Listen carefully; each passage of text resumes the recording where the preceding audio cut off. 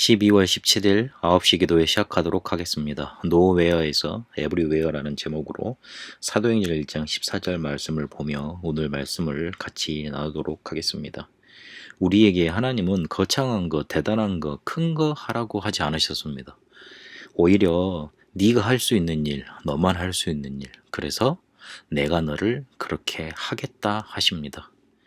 내가 할 수 있는 일 오직 있고, 그리고 나만이 할 수 있는 일, 나만이 할 수 있는 것, 나만이 갈 수 있는 곳, 유일성의 축복이 있습니다. 그리고 내 힘으로 되어지는 게 아니고 하나님의 주신 은혜 속에서 나에게 주신 달란트를 통해 그 일이 이루어집니다. 그게 재창조의 축복입니다. 하나님은 우리에게 엄청난 일을 시키셔서 막 크고 대단한 일을 벌려서 위대한 사람이 되라고 말하지 않으셨습니다. 내가 너에게 준 게 있는데 그것 가지고 네 있는 현장에서 사람 살리라 이겁니다. 그게 바로 오직 유일성 재창조의 축복을 주셔서 아무것도 없는 노회어의 현장이지만 모든 곳을 살리고 모든 사람을 살리는 에브리회어의 현장으로 바꾸시겠다는 하나님의 목표입니다. 어디를 가든지 낮은 곳에 들어가서 낮은 자리에 임해서 그곳에서 비참하게 살라는 말이 아니라 최고의 신분을 누리는 겁니다. 우리는 하나님의 자녀잖아요. 그러다 보면 사람 살리는 권세가 나에게 나타나게 되어 있습니다. 어디를 가서 뭔가 이렇게 우당탕탕 뭔가 만들려고 생각하지 마시고 밀어내려고 하면 그냥 밀려나시고, 그리고 실패케 한다면 그냥 실패를 맞으시고 그냥 낮은 곳으로 들어가세요. 가장 밑에 자리를 들어가든지 아니면 가장 기본으로 한다든지. 어떤 사람이 조금 기술이 있다고 그래가지고 이렇게 식당을 차린다 그러면 일단 돈 빌려야 되잖아요. 요즘 인테리어도 쉽게 억 단위로 해야 되거든요. 임대료도 비싸죠. 그 돈을 다 빌려야 될 거 아닙니까?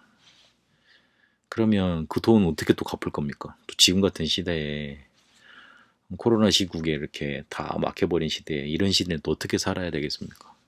오히려 잘 되는 곳 들어가서 거기 그 사업장에 있는 노하우를 한 3년간 배우고, 그러면서 돈도 모으고 조금 사람 인맥도 쌓고, 그러면서 나중에 해도 괜찮습니다. 어디 가서 뭔가 크게 벌릴라 하지 말고 조금만 거품과 허풍을 버려버리고 사람 앞에 서지 말고 사람한테 보이려 그러지 말고 하나님 앞에 서서 우리에게 주신 신분부터, 영적인 힘부터 누리면 됩니다. 그러면 살릴 수 있는 길이 많이 나옵니다. 하나님은 우리에게 관심이 있습니다. 왜냐하면 복음 가진 사람들이기 때문에 그렇습니다. 세상의 정치가들, 대단한 종교 지도자들, 거룩한 것 같고 대단한 일을 하는 것 같고 이 시대를 이끌어가는 것 같습니다. 하지만 거짓 성공이고 미친 성공입니다. 사람을 죽이고 쌓아 올린 업적들이고 사람들을 복음 아닌 다른 것들로 꿰어서 실패로 들어가게 하는 사람들입니다. 실제로 세상을 살릴 수 있는 사람들은 복음 가진 사람들입니다. 아무도 관심 두지 않는 현장, 아무것도 없다고 생각하는 현장, 오히려 거기에 가면 죽는다고 생각했던 현장에 눈 돌렸던 초대교회 성도들을 통해서 세계복음화 이루셨고 실제로 세계를 살리셨습니다. 하나님도 우리에게 그 눈 뜨라고 하십니다. 사람들 다 어렵다고 그럽니다. 안 된다고 그럽니다. 힘들다고 그럽니다. 실제로 나도 당해보면 어렵고 힘들고 외롭습니다. 그러나 눈 떠야 됩니다. 하나님이 우리에게 관심이 많으시고 우리에게 정말 뭔가 세상에 소망을 갖고 계시고 우리가 가는 현장에 복음의 능력이 나타나길 원하십니다. 그런 뭔가 하나님의 관심을 받고 있는 사람들이 우리인 겁니다. 조금만 축복 속에 들어가면 됩니다. 사도행전 6장에 보니까 교회에 위기 왔을 때 오히려 이 사람들은 자처해서 임직받고, 그때 임직받으면 죽는 거잖아요. 수배 명단에 올라가는 거잖아요.